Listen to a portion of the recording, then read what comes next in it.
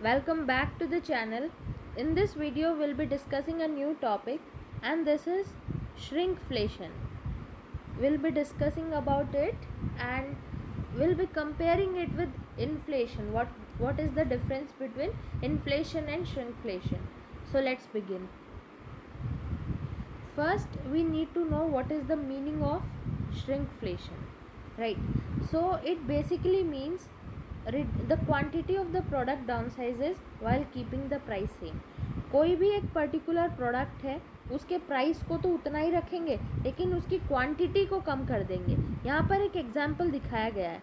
$20 के अंदर ये चॉकलेट 60 ग्राम मिल रही थी, फिर कुछ समय बाद उसी $20 में यही चॉकलेट 55 ग्राम, यानी कि प्राइस तो वही रखा $20, प्राइस वही है $20, लेकिन इसकी क्वांटिटी को कम कर दिया गया है.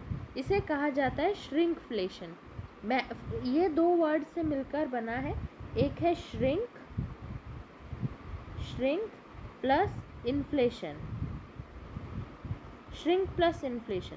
इन्फ्लेशन होती है महंगाई, तो महंगाई के कारण श्रिंक, अगर महंगाई के कारण क्वांटिटी को श्रिंक कर दिया जाए तो उसे श्रिंकफ्लेशन कहा जाता है.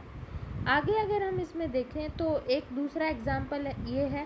पहले पार्ले-जी बिस्किट जो था वो इतना बड़ा मिलता था 5 रुपीज़ के अंदर. अब उसी 5 रुपीज़ के अंदर पार्ले-जी बिस्किट की जो क्वांटिटी है उसे रिड्यूस कर दी गई है.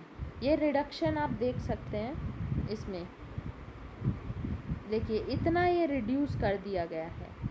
सो ये एग्जाम्पल है श्रिंकफ्लेशन का. आगे देखें तो ये दूसरा एग्जाम्पल है. लेज़ चिप्स का पैकेट है 30 रुपीज़ के अंदर ये 200 ग्राम्स मिलता था, और अब उसी 30 रुपीज़ के अंदर ये 180 ग्राम्स, यानी प्राइस तो सेम रहा है लेकिन क्वांटिटी रिड्यूस कर दी गई है. उसके अलावा अब हम इन्फ्लेशन और श्रिंकफ्लेशन को देखते हैं कि इसे इन्फ्लेशन ही क्यों नहीं कह लेते. और दूसरा, ये जो कंपनीज़ हैं, ये जो प्रोडक्ट्स बनाती हैं, ये प्राइसेस को सेम रखती हैं और क्वांटिटी को कम कर देती है. इससे अच्छा वो प्राइस को इंक्रीज़ कर दें उसी क्वांटिटी में, इतना ही ये पैकेट दे दें, इसका प्राइस 50 रुपीज़ कर दें, ऐसा भी तो कर सकती हैं. ये क्वांटिटी कम क्यों करती है? अगर हम ये देखें तो अगर ये प्राइस को इंक्रीज़ करती हैं तो ये कंज्यूमर के ऊपर एक नेगेटिव इम्पैक्ट डालेगा, राइट? कंज्यूमर शायद उस प्रोडक्ट को ख़रीदना बंद कर दे, एक नेगेटिव इम्पैक्ट डालेगा, वो उस प्रोडक्ट को नहीं खरीदेगा. और अगर हम श्रिंकफ्लेशन, अगर ये क्वांटिटी को कम करती हैं तो कंज्यूमर क्या करेगा? वो इस मिसबिलीफ में रहेगा, उसे ये भरोसा रहेगा कि देखो पहले भी 5 रुपए का आता था, आज भी 5 रुपए का आता है. वो प्राइस को ज़्यादा देखता है, क्वांटिटी को नहीं देखेगा, राइट? तो एक कंज्यूमर को डिसीव करते हैं, इस तरीके से कंज्यूमर को डिसीव करते हैं, उसे विश्वास दिलाते हैं कि जो उनका प्रोडक्ट है, वो जो प्रोडक्ट यूज़ कर रहे हैं, it is unaffected bye inflation, वो इन्फ्लेशन से अनअफेक्टेड है. लेकिन वो ब्रांड रियलिटी में अफेक्ट होता है, लेकिन वो दिखाने की कोशिश ये करते हैं कि उनका ब्रांड अनअफेक्टेड है. इसी कारण जो उन्हें पहले जिस प्राइस पे मिलता था आज भी उसी प्राइस पे मिलता है, और वो जो क्वांटिटी है वो बहुत ही मिनिमल कम करते हैं, बहुत स्मॉल अमाउंट में, वो नज़र ही नहीं आती. आप चाहे इससे देख सकते हैं, अब कोई पैकेट पे इतना खास नज़र भी नहीं आता है अगर देखा जाए तो. सेम इस पार्ले-जी बिस्किट में इतना ज़्यादा ये अंतर भी नहीं है, इतना नज़र भी नहीं आएगा. और अगर इसका ही प्राइस अगर ये 10 रुपीज़ करते तो शायद कुछ कंज्यूमर्स ख़रीदते भी नहीं कि ये तो महंगा हो चुका है. लेकिन अब थोड़ी सी क्वांटिटी कम कर दी, किसी को पता भी नहीं चला, और इनका प्रोडक्ट अपने जो कंज्यूमर्स है उनमें वही ये रिस्पेक्ट ये ऑव करता है. तो अब आगे इसमें देखें तो वाई इट इज़ डन, ऐसा क्यों किया जाता है? अब देखो, इंटरमीडिएट जो गुड्स होते हैं, इंटरमीडिएट गुड्स जो होते हैं, वो गुड्स होते हैं जो कोई फाइनल गुड बनाने में काम में लिए जाते हैं.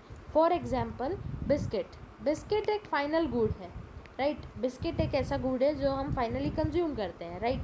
अब बिस्किट को बनाने के लिए फ्लोर भी चाहिए, राइट? आटा चाहिए, शुगर चाहिए, और भी बहुत सारे इंग्रेडिएंट्स चाहिए। तो ये फ्लोर, ये शुगर, ये होते हैं intermediary goods, right, raw material, उसको इंटरमीडियरी गुड्स कहते हैं। तो जब भी इंटरमीडियरी गुड्स की वैल्यू इंक्रीज़ होगी, जब भी इंटरमीडियरी गुड्स महंगे होंगे, फाइनल गुड्स को महंगा करना ही पड़ेगा, नहीं तो जो प्रोड्यूसर है वो लॉस में चला जाएगा। तो प्रोड्यूसर लॉस में ना जाए तो अपना प्रॉफिट बनाने के लिए उसे दो ही विकल्प होते हैं उसके पास, या तो वो अपने प्रोडक्ट का प्राइस बढ़ा दे या फिर वो क्वांटिटी को कम कर दे। तो प्राइस नहीं बढ़ाते प्रोड्यूसर्स प्राइस नहीं बढ़ाते, क्योंकि हमने अभी पीछे देखा, क्योंकि ये नेगेटिव इम्पैक्ट डालेगा कंज्यूमर के ऊपर, कस्टमर के ऊपर। वो क्वांटिटी को डिक्रीज़ कर देते हैं, राइट, हम पीछे देखकर आ चुके हैं, क्वांटिटी को डिक्रीज़ कर दिया जाता है, प्राइस वही रखा जाता है। अब आगे इसमें देखें तो हाँ, एक तरफ प्राइस क्वांटिटी को कम किया जाता है, और कुछ ऐसे प्रोडक्ट्स हैं जो क्वांटिटी को कम ना करके उससे कुछ इंग्रेडिएंट्स हटा देते हैं, क्वांटिटी भी वही रखते हैं, प्राइस भी वही रखते हैं, कुछ इंग्रेडिएंट्स हटा देते हैं, राइट, और उसका जो प्राइस है वो बच जाता है। अब आप इसमें देखिए, they can remove ingredients while maintaining it's price, वही प्राइस रखेंगे, इंग्रेडिएंट्स। फॉर एग्जांपल जो मिल्क, डेयरी मिल्क जो चॉकलेट है कैडबरी की, उसमें पहले फॉइल पेपर आता था, पहले वो फॉइल में आती थी, इसलिए आती थी वो उसके फ्लेवर को मेंटेन करता था, और वो उसकी पूरी जो है जो इसेंस है उस चॉकलेट की उसको मेंटेन करके रखता था। लेकिन जैसे ही इसका रॉ मटेरियल महंगा हुआ तो dairy milk company Cadbury company अपना ये जो प्रोडक्ट है इसे महंगा भी नहीं करना चाहती थी। हो सकता है महंगा करने के कारण इनका कुछ कस्टमर टूट जाए, और ना ही वो इसकी क्वांटिटी कम करना चाहती थी। तो ऐसे में इन्होंने क्या किया, इस फॉइल पेपर को हटा दिया। अब कैडबरी के अंदर फॉइल पेपर नहीं आता है, डेयरी मिल्क में फॉइल पेपर नहीं आता है, फॉइल पेपर का पैसा कंपनी प्रॉफिट के रूप में रखने लग गई।